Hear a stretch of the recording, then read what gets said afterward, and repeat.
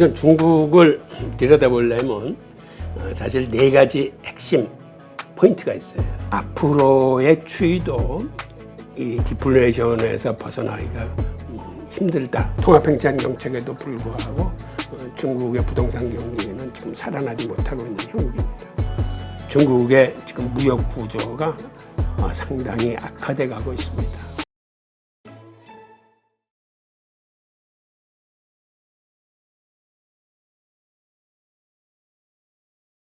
그럼 이번엔 중국과 관련해서 좀 질문을 드리면 중국 경제도 요즘 참 말이 많아요.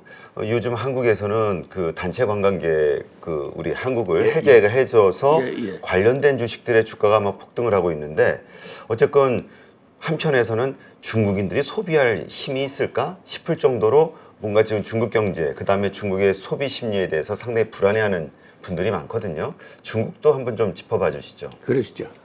우선 중국을 들여다보려면 사실 네 가지 핵심 포인트가 있어요.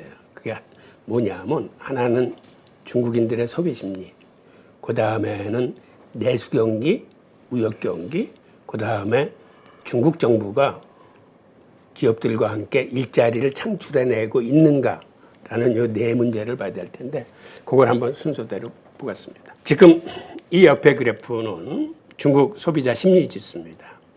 이게 팬데믹 이전에는 120을 넘어서 소비 심리가 크게 증폭했다가 팬데믹 봉쇄 정책으로 푹 내려앉고 이거를 봉쇄를 해제했음에도 지금 아직 100을 돌파하지 못하고 즉 심리 지수가 굉장히 약한 상태로 위축돼 있다라는 것을 알 수 있습니다.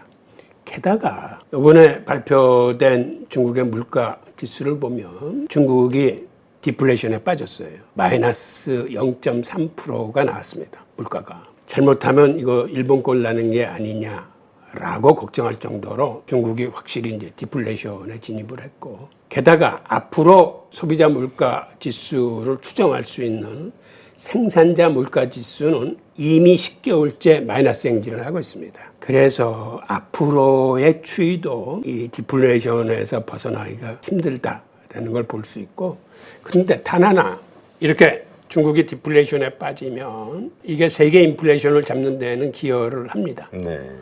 특히 생산자 물가 지수가 이렇게 큰 폭으로 마이너스에 행진을 하고 있으면은 중국의 수출 물가 자체가 가격이 떨어지기 때문에 세계에는 조금 더 싼 가격으로 수입을 할 수 있어서 어떤 세계 각국이 자국의 인플레이션을 잡는 데는 이게 기여를 할 겁니다. 네.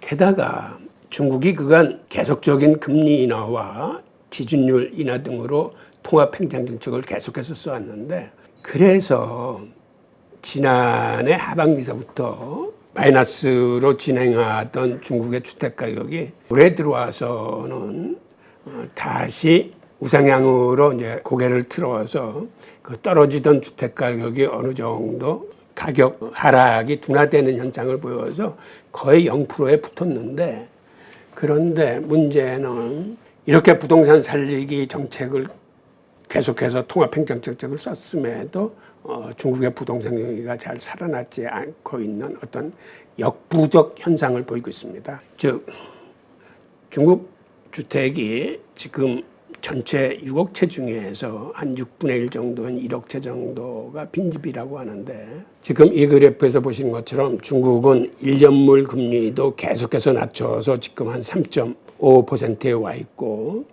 5년물 만기 금리도 4.2%로 이 5년물 금리는 이건 사실은 부동산을 겨냥한 금리인데 이것도 계속 낮춰주고 있는데도 이렇게 부동산 경기가 살아나지 않고 있거든요. 게다가 최근 들어와서는 형다그룹에 이어서 그 완다그룹까지 부도설에 휩싸이고 있고 그리고 최근에는 중국 6위의 부동산 업체인 컨트리가든이 달러 이자를 갚지 못하고 있다고 그래요. 하여튼 그런 식으로 이 부동산 업체들도 힘들고 중국 정부의 통합행정 정책에도 불구하고 중국의 부동산 경기는 지금 살아나지 못하고 있는 형국입니다. 네. 게다가 지금 저거와 관련해서 제가 중국 그 전문가들 모셔놓고 몇 번 얘기를 해보니까 중국 정부는 그 의지는 꺾지 않았다고 하더라고요. 그 부동산에 그 끼어 있는 버블 이거를 어떻게든 잡아야지만 중국의 중장기 경제가 살아날 수 있기 때문에 지금 단기적으로 힘들다 하더라도 더 이상 무너지는 거는 좀 막더라도 올리지는 못할 것이다. 이런 의견들이 많더라고요.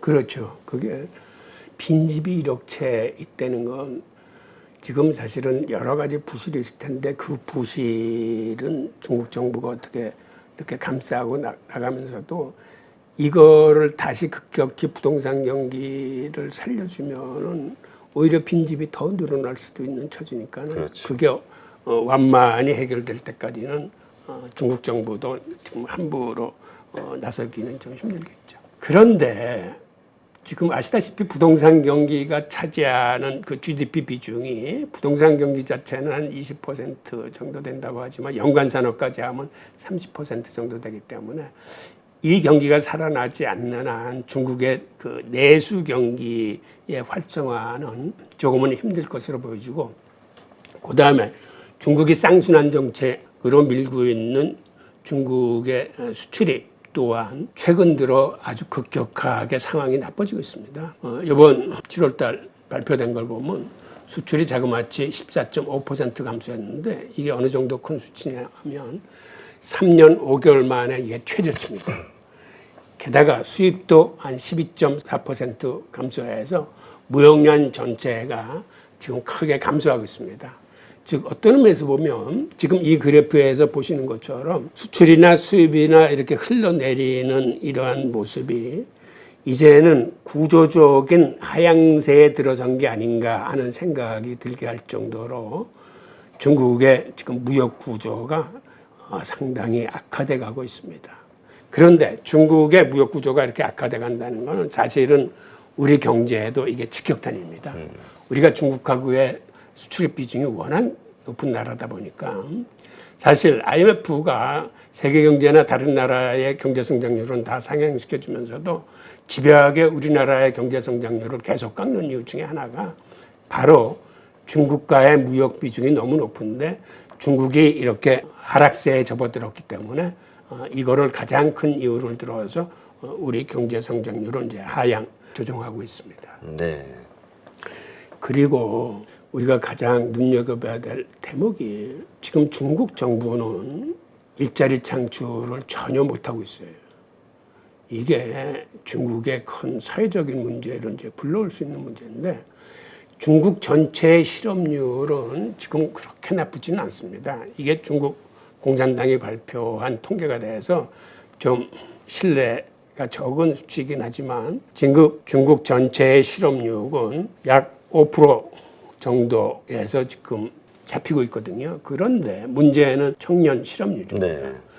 청년 실업률이 지난달에 21.3%로 발표돼서 역대 최대인데, 그런데 이나마도 여기에는 다른 각도로 보면 이거보다 훨씬 더 심각하다라고 주장하는 학자들이 있습니다.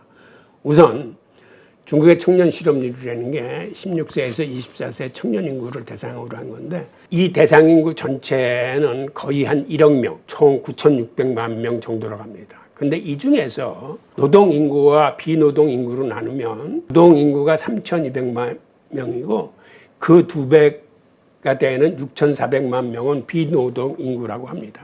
비노동 인구라는 얘기는 노동할 의사가 없는 사람들, 즉 6,400만 명 중에서 4,800만 명은 학생이라고 합니다.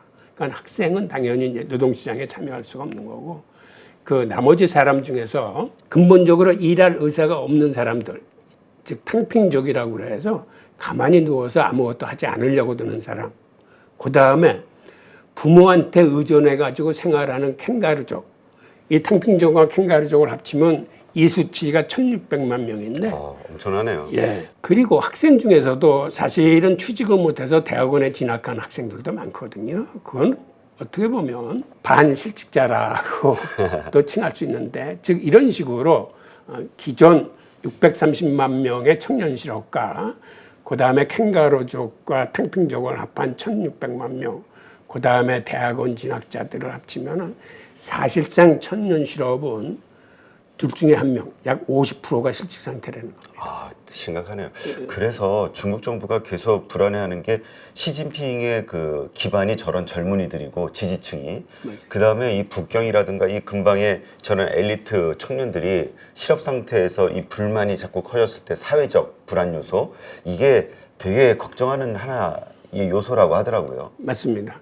그러니까 정말 중요한 게 사실은 청년 실업률이거든요. 그리고 농촌에 있는 그 청년들도 계속 도시로 상경하려고 들고, 그 다음에 도시 자체에서 태어난 청년들도 이렇게 일자리가 없고 하니까 도시의 젊은 세대들 사이에 분위기가 흉흉해지면서 잘못하면은 어떤 계기가 촉발돼서 사회 혼란이 올 수 있는 거죠.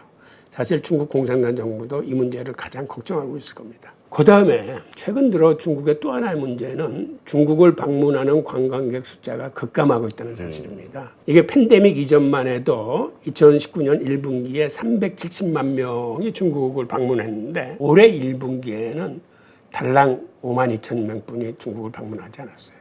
즉 그때에 비해서 1.4% 수준에 불과된 겁니다. 아, 수치가 어마어마하네요. 즉 이 얘기는 반중 정서가 많이 커져 있다는 사실. 게다가 최근 들어 중국 정부가 반간첩법 같은 걸 시행하겠다고 들기 때문에 근본적으로 중국에 대한 협중 어떤 정서하고 그 다음에 중국 정부의 어떤 반간첩법 시행 등이 이렇게 관광하고자 하는 의지를 위축시킨 거게 되는 거죠. 이렇게 되면 사실은 무역 수지뿐만 아니라, 즉 상품 수지뿐만 아니라 서비스 수지도 크게 역조 현상을 보일 텐데, 서비스 수지의 적자가 이게 크게 늘어나면은 중국은 점점 더 힘들어지는 거죠. 마지막으로 이런 최근에 나타난 이런 현상들이 공산당 1인 독재와 공산주의 계획경제의 패배라고 보여지는데, 우선 중국에는 특이하게도 후코우 제도라는 게 있습니다. 즉 호적 제도라는 게 있어서 자기가 태어난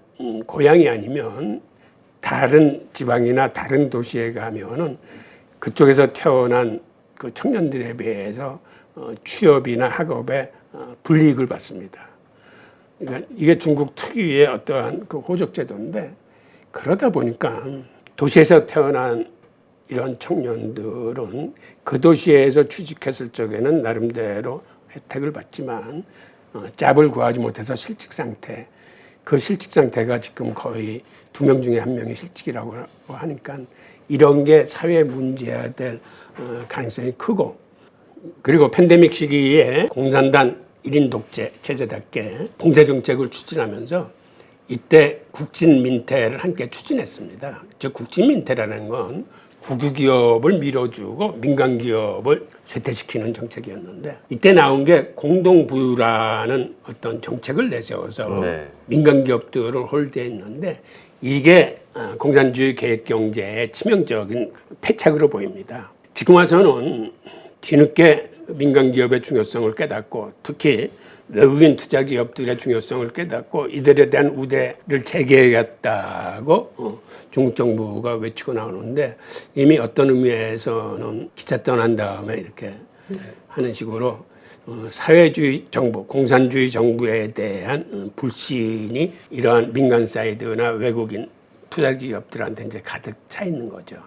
그리고 최근에는 중국 정부가 언론에 재갈을 물렸는데, 즉 디플레이션이나 경기 부진이라는 용어를 사용하지 못하겠다 그럽니다.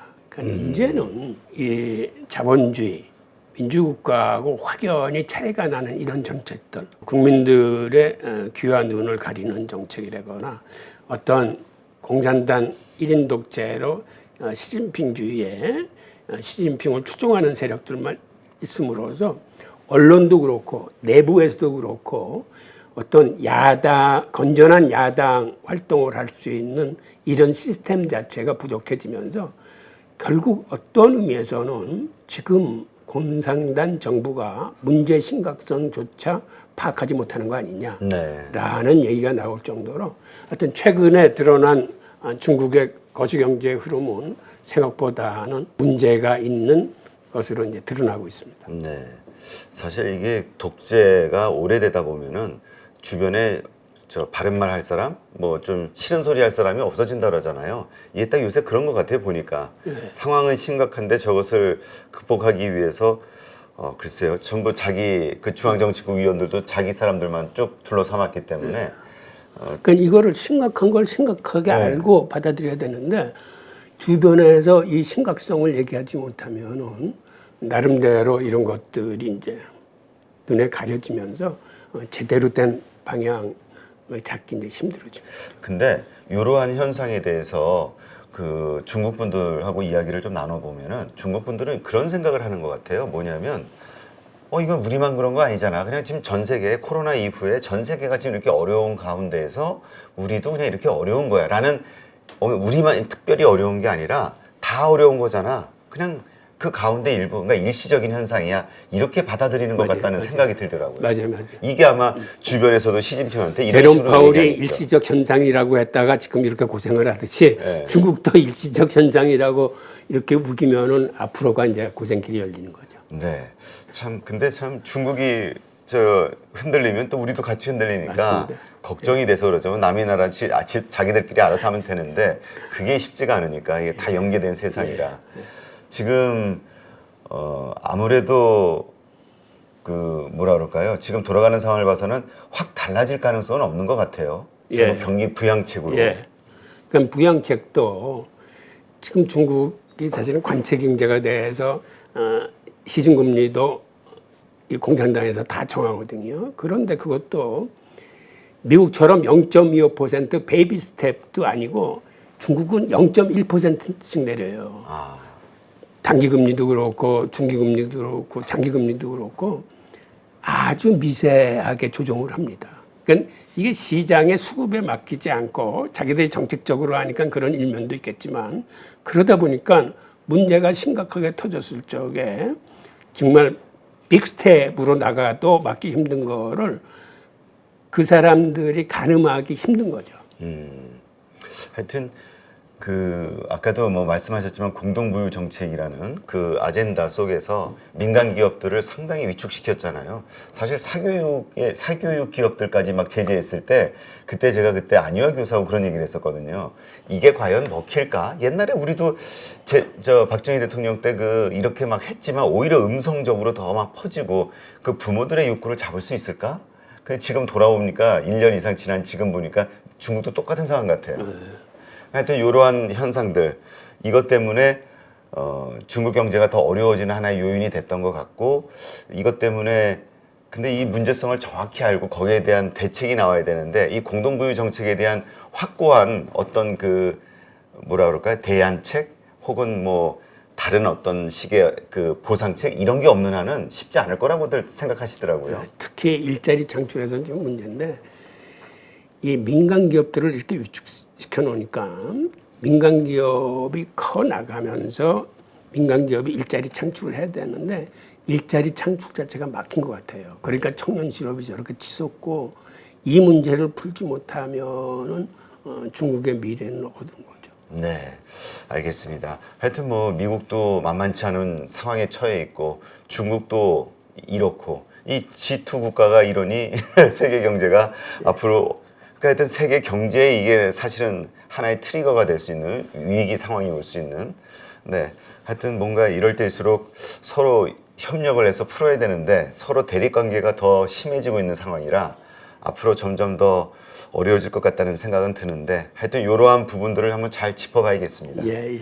네, 이제까지 홍익희 교수님과 함께했습니다. 오늘 좋은 인사이트 고맙습니다. 예, 감사합니다.